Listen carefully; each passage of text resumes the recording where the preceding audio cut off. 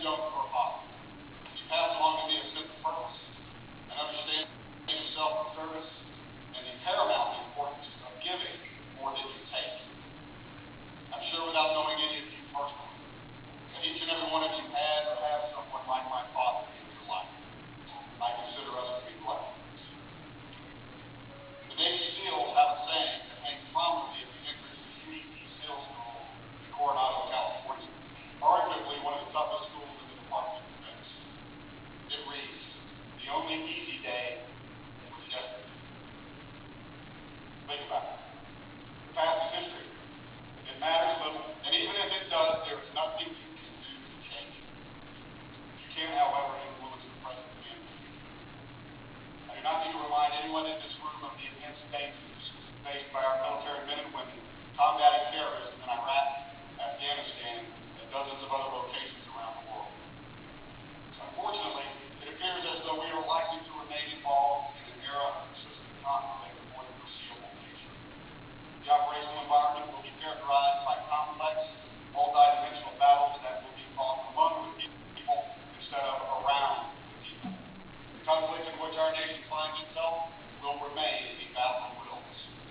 However, the outcome of those battles will be measured in terms of effects on the population, both at home and abroad.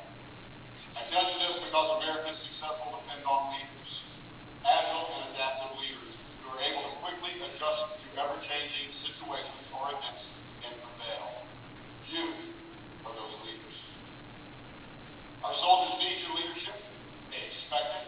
They deserve it. They demand it. They will look to you for answers and strength in the face of adversity. It is your duty to lead these fine soldiers. Do not disappoint them.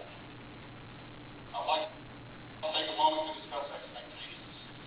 As officers, you will be judged on your character and your competence. With that being said, I can assure you that no one expects you to be an expert on everything. Although soldiers will accept that you may not, they will not tolerate incompetence. As warrant officers, you will naturally be expected to be technical experts in your field, but always remember that you are officers and leaders first.